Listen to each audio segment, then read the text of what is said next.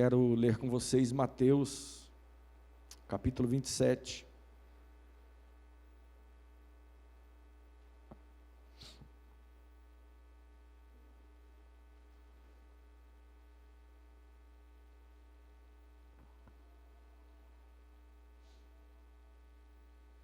Eu quero falar sobre a tríplice vitória de Cristo na cruz. A tríplice vitória de Cristo na cruz. Glória a Deus por esse ambiente espiritual. Quando eu cheguei aqui, eu vou dizer sem demagogia, eu senti uma unção tão forte, quanto vocês louvavam. O poder do louvor, o poder da adoração, presença de Deus impregnada, permeando o ambiente da adoração. Deus abençoe os levitas dessa casa. Sentimos muito a presença de Deus aqui. Glória a Deus. Mateus, capítulo 27, versículo 50. E Jesus, clamando outra vez com grande voz, entregou o Espírito. Em tempos de crise, tudo que nós almejamos é vitória. Em todas as situações adversas da vida, nosso sistema natural de defesa luta por vitória. Esta última semana foi muito angustiosa para o Salvador. Uma tempestade se formava sobre sua cabeça. Na sexta-feira ele estava no jardim do Getsêmani, e sendo ele Deus, sabendo das coisas que lhe sucederiam, veio sobre ele uma forte angústia. Angústia tal, a ponto dos seus pequenos vasos capilares se romperem. O seu suor transformando-se em grandes gotas de sangue. Ele poderia ter se zarpado desta situação, porque em São João, capítulo 12, os gregos, sabendo da tempestade que se formava sobre sua cabeça e de sua condenação eminente, lhe convidam para vir à Grécia, porque os gregos buscavam sabedoria, e ali estava o mestre da sabedoria. Por que enfrentar essa tempestade? Por que enfrentar os algozes? Venha para a Grécia. A história esta bíblica diz que o príncipe ali da Grécia, um dos príncipes, mandou uma comitiva e uma carta dizendo que ele seria bem aceito na Grécia e reconhecido, pois a sua fama chegara até entre os gregos. E no capítulo 12 do Evangelho de João, Filipe e André foram dizer a Jesus: os gregos estão aí e querem ver-te. Jesus responde, nem André, nem os demais entenderam. Quando Jesus volta para eles e diz: é chegada a hora em que, se o grão de trigo caindo na terra não morrer, fica ele só, mas se morrer, dar muitos frutos. Olhou para o outro e não entendeu o que Jesus quis dizer. Claro que Jesus via naquela possibilidade de Satanás seduzi-lo, como um subterfúgio para aquela intensa crise que caía sobre ele. Mas ele, na batalha do bom e do melhor, ele preferiu ficar com o melhor. Bom era ir para a Grécia, fugir da cruz, viver uma vida tranquila lá, mas o melhor foi morrer por nós. Cada um de nós nos alinhamos de um lado ou do outro, na grande batalha do bom e do melhor. Nós estamos vivendo aqui no mundo, e eu devo dizer para vocês que a vida aqui é boa. Eu vi o pastor tão sorridente, e já imaginei ele pescando. Deve ser um pescador muito bom, uma pessoa alegre. Eu imaginei ele ou na beira de uma praia com aquela vara telescópica gigantesca, ou no pesqueiro pescando. A vida é boa, mas o melhor é estarmos eternamente ao lado de Isaac, de Jacó, para todo sempre com Deus. Glória a Deus. O Cristo então resolve enfrentar a turbulência que se forma sobre sua cabeça, e ele o faz com muita resignação. Ele tinha 3 grandes embates, 3 grandes guerras a serem vencidas. A primeira guerra é contra o pecado. A grande justiça de Deus exigia a morte de todos os pecadores, porque Deus olhou do céu para a terra e não viu um justo sequer, ninguém que entendesse, diz a Bíblia, ninguém buscasse a Deus. A Bíblia diz no livro de Gênesis, no início do livro, a declaração de Deus acerca da corrupção do gênero humano, que Deus, olhando para o coração do homem, o seu coração era má continuamente, numa escala crescente. Os homens eram má cada dia mais. Existem aqueles que creem no livre-arbítrio, e eu fico perguntando na Bíblia, se existe de fato livre-arbítrio. O livre-arbítrio só serve para levar os homens a pecar e a pecar. Porque você não vê uma auto-regeneração, você não vê os homens por si mesmos melhorando, mas eles estão entregues a uma coisa que eles amam, e eles amam o pecado. Portanto, somente uma força maior é capaz de trazê-los. Deus olha e vê a corrupção que se instala, crescendo dia após dia. A justiça de Deus exigia a punição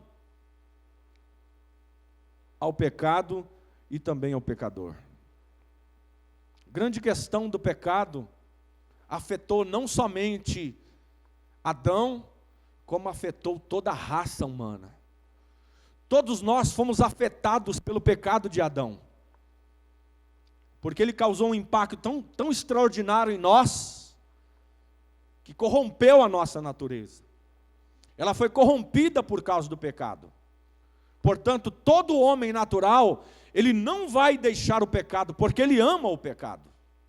Como você vai abandonar uma coisa que você gosta?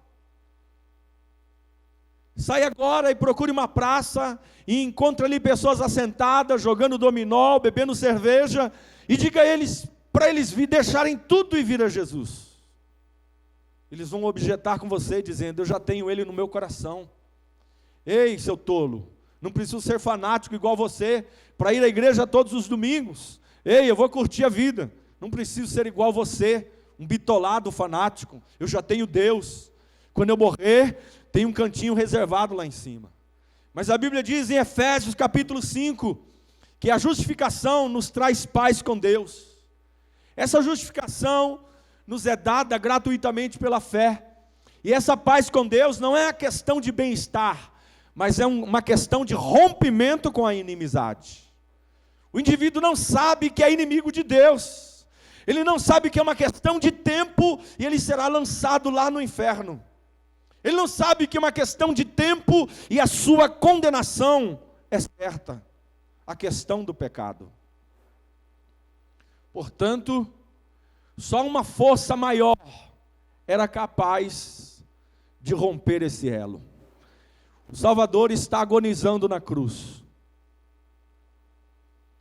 Suas hemácias já haviam caído no chão, seus glóbulos vermelhos, seu semblante era de palidez total. Aquele sangue pisado estava no seu rosto. Já havia horas que ele estava ali e o sol castigando a sua pele. Seu semblante era de muita dor. As pessoas que estavam ao seu redor olhavam para ele com muito temor, muita dó, muita compaixão. Seu pulmão trabalhava com tanta intensidade para que o seu cérebro ainda continuasse ativo. E o cérebro mandava que o pulmão dobrasse o serviço para que não faltasse oxigênio lá em cima. Então eu vejo o Salvador ofegante, os últimos minutos. Sua alma está em intensa agonia. Ele olha para cima e vê que o Pai está de costas, porque o Pai estava lhe julgando. Pois a Bíblia diz que ele se fez pecado por nós. Ali estava o próprio Deus julgando o seu filho, pois ele se fizera pecado. Ao pé de sua cruz havia uma poça de sangue. Se olhássemos para lá, nós veríamos que havia muito sangue derramado. Quase 3 horas da tarde, e já não estava escorrendo mais sangue, já não pingava mais. O Salvador estava dando os seus últimos suspiros. Mas ele olha para cima, recobra um pouco de ânimo, e o apóstolo João diz que ele grita com forte e intenso clamor. E João era o único que estava ali ao pé da cruz. Por isso, foi o único que descreveu o que Jesus disse quando clamou. Veja Mateus. Clamou com uma grande voz e entregou o Espírito. Mas se perguntarmos para a expressão, o que foi que ele clamou? Ele clamou numa forma grega, uma expressão teléu, que quer dizer, está consumado, estou pagando a dívida. Para quem o Cristo gritou? Gritou para o Pai que lhe estava de costas, gritou para Satanás, sim, que como uma nuvem rodeava a sua cabeça, gritou para os demônios, gritou para os gregos, gritou para que todos pudessem ouvir, está consumado, consumei a obra que o Pai me deu a fazer. Escritos antigos relatam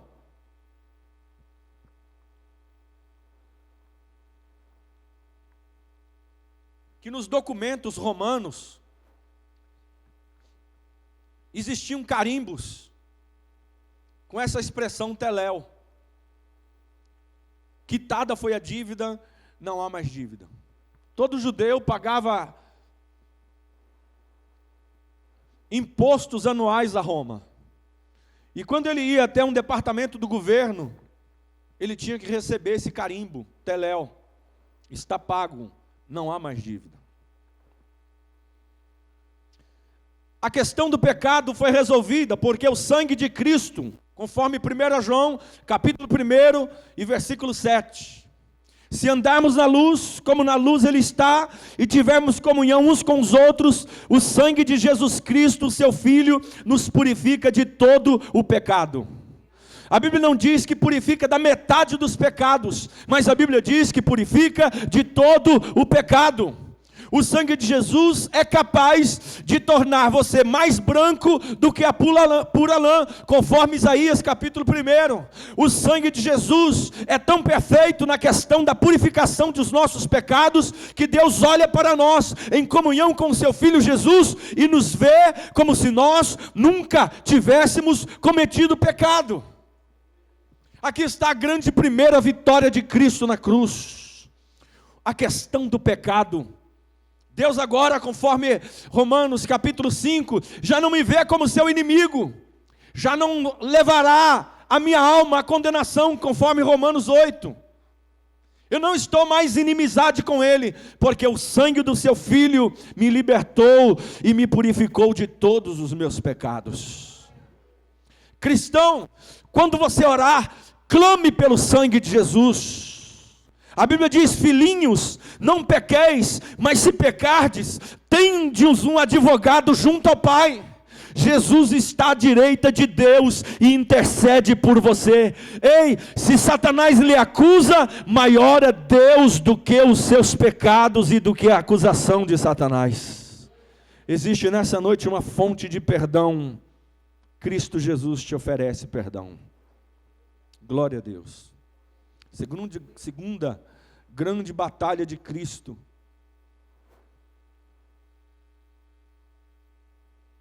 Ele venceu o mundo. A nossa grande batalha também é vencermos o mundo. Cristo venceu o mundo por nós quando nos deu uma filiação. Existem pessoas que pregam o Antigo Testamento desprezando a luz do Novo Testamento. O Novo Testamento, ele está oculto no Antigo Testamento. E o Antigo Testamento se revela no Novo. Existem pessoas que ficam trilhando e debulhando o Antigo Testamento sem a lamparina do Novo Testamento. Na grande hierarquia da criação, primeiro no Antigo Testamento estavam os anjos. Deus criou os anjos, e a Bíblia fala sobre os anjos, magníficos em poder, que assistem diante de Deus, que contemplam o seu beneplácito, que realizam o seu beneplácito melhor. E depois na hierarquia estavam os homens caídos. Após a cruz, nessa grande hierarquia nós saímos de baixo e estamos acima dos anjos. Você pode pegar o querubim, o serafim e perguntar para ele: ei, você é filho de Deus? Ele vai dizer: não, sou criatura de Deus. Mas você pega o cristão menor aqui desta casa, pergunta para ele: você é filho de Deus? Ele fala: pelo sangue de Cristo Jesus, pela nova aliança no sangue do Cordeiro, eu sou filho de Deus. É por isso que a Bíblia diz: amados, agora somos filhos de Deus, e ainda não é manifesto o que havemos de ser, mas sabemos que quando Ele se manifestar, nós seremos iguais a Ele, pois assim como Ele é, o veremos. Bendito seja o nome de Jesus. Quando Jesus dá o brado e entrega o seu Espírito ao Pai, Ele vem ao mundo. O mundo o levou à cruz, porque Ele não era do mundo. Ele disse aos discípulos: sabe por quê que o mundo odeia vocês? Porque vocês não são daqui. Por mais que a vida seja maravilhosa aqui, por mais que viver aqui seja bom e formidável, por mais que num domingo, assentar-se na mesa, dar umas risadas com a família, comendo tudo do bom e do melhor, por mais que você tenha uma boa formação, um bom emprego, seja formado, doutor, advogado, mestre, PhD, por mais que você seja uma pessoa bem-sucedida aqui nesse planeta, aí, por mais que você tenha pessoas que amem você e que você as ame de todo o seu coração, eu devo dizer uma coisa: esta pátria não é nossa. Diz a Bíblia que a nossa cidade está no céu. Bendito seja o nome de Jesus. Nós não somos daqui. Sabe por que Deus não permite que sejamos repletos e plenos aqui? Porque senão a gente passaria a amar esse planeta. É por isso que tem situações na sua vida que tudo vai indo de vento em polpa, maravilhosamente, e de repente uma tragédia na família, uma situação angustiosa, um diagnóstico do câncer, uma enfermidade incurável, uma situação que vem e te traz angústia e que te coloca de joelho, impotente diante de uma situação. Deus está te dando um sinal: olhe para cima, olhe para mim, tua cidade está aqui em cima, ei, você já tem a vida eterna. A Bíblia diz em Colossenses capítulo 3, portanto você já ressuscitaste com Cristo. Buscai as coisas que são de cima. Pensai nas coisas que são de cima e não nas que são da terra. Na cruz, Jesus venceu o mundo por nós, dando-nos a filiação. Nós somos filhos de Deus. Levante a sua cabeça, você é um filho de Deus.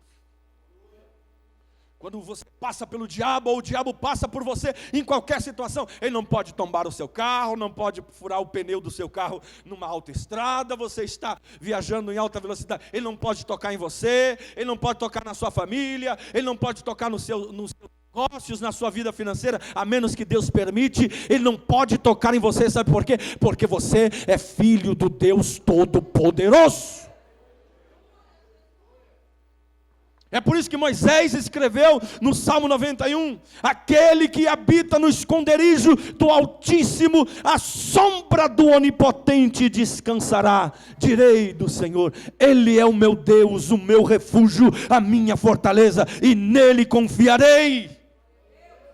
Ele é o teu refúgio, Ele é o Pai Pai que estende as asas para, aleluia, acobertar os seus filhos em tempos de tribulação. Algo tão tremendo. Saber que num país, num mundo, onde existe mais de 7 bilhões de pessoas, 7 bilhões de pessoas, Deus olha para você, e Deus cuida de você como só existisse você no planeta. Não existe uma fração do seu tempo, da sua vida, que Deus não esteve presente. Não existe uma lágrima que caiu do seu rosto que Deus não partilhou dessa lágrima com você. Não existe uma situação na sua vida em que Deus não esteve observando e escrevendo no seu livro, conforme o Salmo 139. Você acha pouco ser amado por Deus? Você acha pouco ser filho de Deus no meio de uma geração corrompida e perversa? Conforme Filipenses 2:15.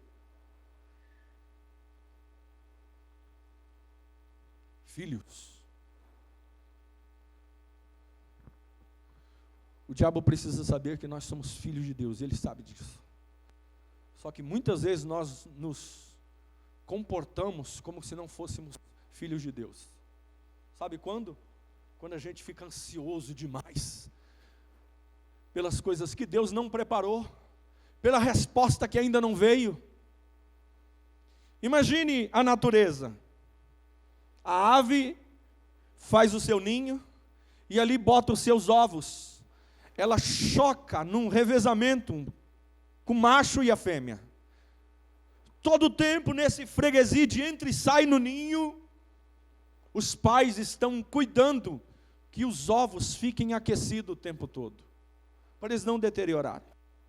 Quando os ovos eclodem, nascem os filhotinhos, os pais continuam nesse freguesia, de entra e sai, de vai e vem no ninho, trazendo bichinhos, trazendo alimentação, e ele só tem o trabalho de abrir o biquinho. Foi citado aqui já nessa noite.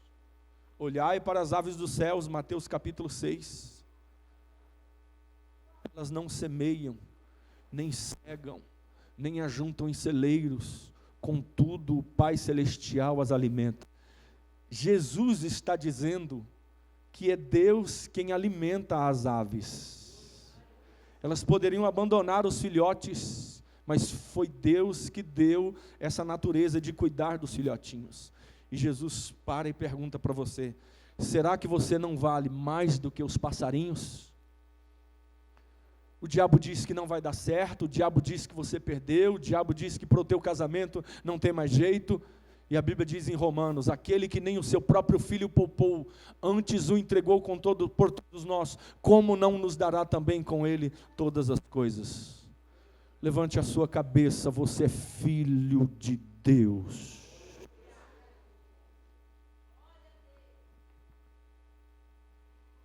Terceiro desafio do mestre: ele precisava vencer o diabo.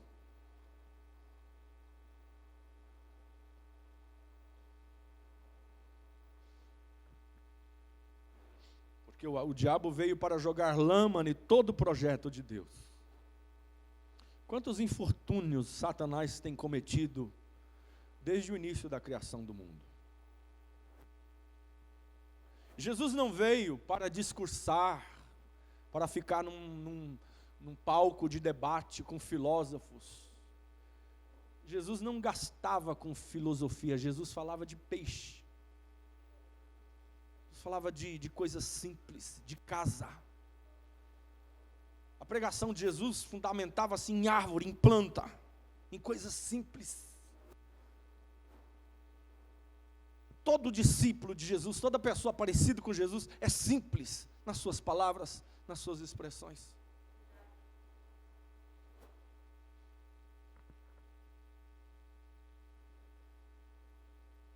Ele veio com uma missão: para desfazer as obras do diabo.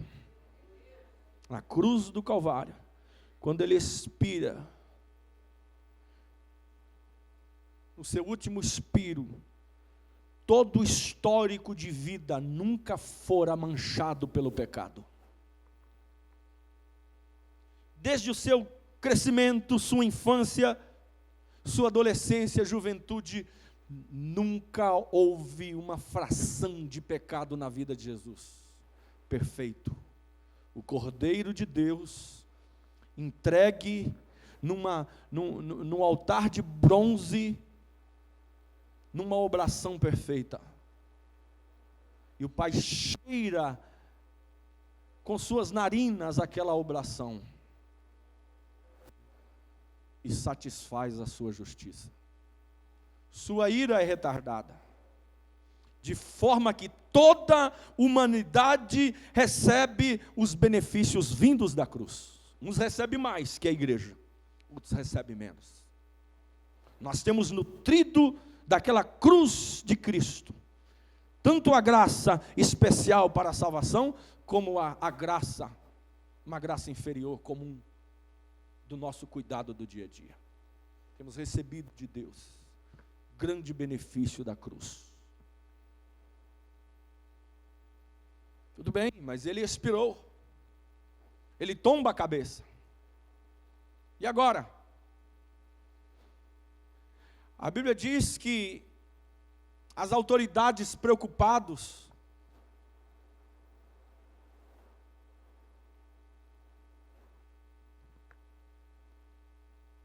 vão até o governador e diz: olha, aquele embusteiro, quando esteve aqui, disse que ia ressuscitar. E se de fato os discípulos forem lá e roubarem o corpo, o último estado vai ser pior do que o primeiro. Então o governador falou: olha, leve lá alguns soldados, se posicionem junto ao túmulo. Na pedra que vocês rolaram, que vocês colocaram na porta do túmulo, leve este selo. Certamente era um selo feito de argila, tendo a inscrição do governador. Ninguém podia remover aquele selo. Ele fora colocado ali no túmulo para selar a pedra. Só que no terceiro dia, quem removeu o selo do governador não foram os discípulos, nem as mulheres que dirigiam preocupadas, dizendo: quem nos removerá a pedra? Diz a Bíblia que um terremoto que veio da parte de Deus. É como se Deus estivesse enfrentando o governador, dizendo: sou eu que vou remover o selo que você colocou no túmulo do meu filho. E ele manda então um terremoto que abala e que separa. E diz a Bíblia que então veio um anjo do céu e removeu a pedra em que estava fechando o túmulo e assentou-se sobre ela. Imagine a cena. E as mulheres que levantaram bem cedo foram ao sepulcro. Maria de Magdala com as outras mulheres, chorando, levando nas suas mãos especiarias para colocarem sobre o defunto, para que ele não cheirasse mal. Os eruditos dizem que foram gastos 40 quilos de mirra para impermear o corpo de Jesus, para que ele não apodrecesse. Isso era de um valor altíssimo. Mas quando as mulheres chegam, a pedra está removida.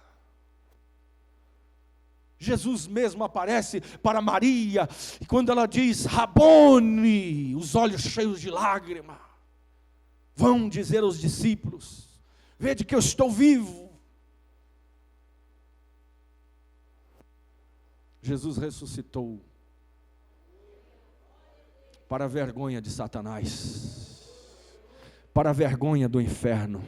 Bendito seja o nome de Jesus. E deixa eu te dizer uma coisa: é porque ele ressuscitou dos mortos que nós também haveremos de ressuscitar. Havia um pensamento antigo na igreja de Tessalônica, que as pessoas que morriam, os crentes que morriam, não participariam do grande advento, a grande festa que Cristo ia dar vindo nas nuvens. E havia uma tristeza, dos historiadores, entre os irmãos de Tessalônica. E Paulo então escreve a sua primeira carta no capítulo 4, versículo 16, a seguir, dizendo: eu não quero que vocês sejam como os demais que não têm esperança. Porque se Cristo morreu e ressuscitou, Deus tornará a trazer os que com Ele dormem. Porque o mesmo Senhor descerá do céu com alarido, com voz de arcanjo, com as trombetas de Deus, e os que morreram em Cristo ressuscitarão primeiro. Depois nós que ficarmos vivos seremos arrebatados ao encontro do Senhor nos ares, e assim estaremos para sempre com o Senhor.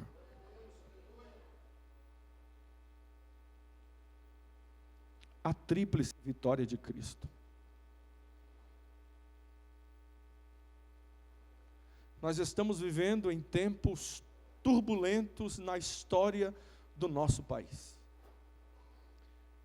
Há rumores de que os países vizinhos podem invadir o nosso Brasil e trazer-nos uma grande guerra civil. Quando chegarmos em casa agora, a votação do impeachment terá sido quase consumada. Nós não sabemos o que nos espera nos próximos dias. Nós não sabemos que tipo de crise nós vamos enfrentar aqui neste Brasil. Mas disse Paulo em Romanos capítulo 8, mas em todas essas coisas, claro que ele referindo-se ao contexto, ele disse: em todas essas coisas somos mais do que vencedores por aquele que nos amou. A igreja de Cristo Jesus, ela já tem vitória por antecipação. Nós não somos um candidato a um troféu. A igreja não é uma concorrente ao céu de glória. Ela é eleita segundo a presciência de Deus. Nós fomos salvos pela graça bendita de Deus. E como a graça não dependeu das minhas obras, ela não depende das minhas atitudes para ser consumada no dia final. A graça, por meio da fé, é capaz de operar em mim um milagre da salvação, desde o início até a consumação. Se a graça depende da minha fé para me levar ao céu, o Espírito Santo, que é o mantenedor da fé, vai trabalhar e criar mecanismos para que a minha fé seja latente dia após dia.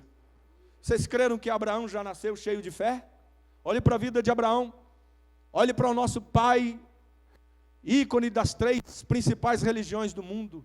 Abraão mentiu, Abraão duvidou muitas vezes. Abraão questionou dizendo: faz 24 anos que eu estou esperando um filho. O Damasceno Eliezer, esse vai ser o filho da promessa. E Deus diz: não, Abraão, não desça um degrau, mantenha-se firme. É das tuas entranhas que eu vou suscitar um filho, e é deste filho que eu farei uma grande nação. Abraão foi egoísta quando mentiu. Quando ele desce ao Egito, ele diz assim: olha, é o seguinte, Sara, o importante é que eu esteja bem, você pode ir até o harém de Faraó, mas o importante é que você me mantenha viva, nem que a mentira, vamos mentir por isso. Mas Deus foi trabalhando em Abraão e trazendo uma manutenção dia após dia. E diz a Bíblia que ele foi fortalecido, fortificado na fé, dando glórias a Deus. Sabe de uma coisa, querido? Eu finalizo aqui dizendo: Deus, Ele faz nos seus filhos uma manutenção diária. As coisas que têm acontecido na sua vida é para a manutenção da sua fé. Existem alguns de nós que já desenvolveram um pouco mais, mas existem outros que são tão fracos na fé, que precisa de uma manutenção de Deus, um mecanismo de Deus, para que a sua fé alcance o ponto desejado, o ponto de vista de Deus.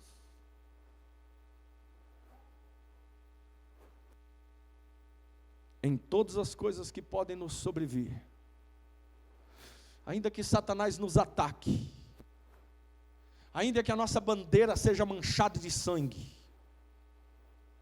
nós somos vitoriosos já, por meio do sangue de Cristo Jesus na cruz do Calvário.